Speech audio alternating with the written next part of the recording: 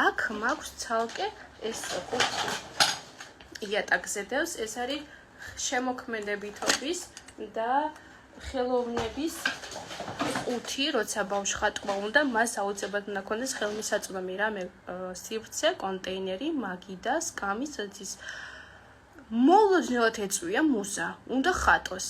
აუცილებლად უნდა ქონდეს ცალკე გამოყოფილი კონტეინერი, სადაც მას ექნება ნებისმიერი რესურსი, ცარცი, ფლომასტერი, პასტელი, მარკერი, ფუნჯი, საღებავი, თითის საღებავი, ეს ყველაფერი უნდა ქონდეს და რაც გინდა ის ამოიღე და ის ითამაშე, ის დახატე, ის გააკეთე.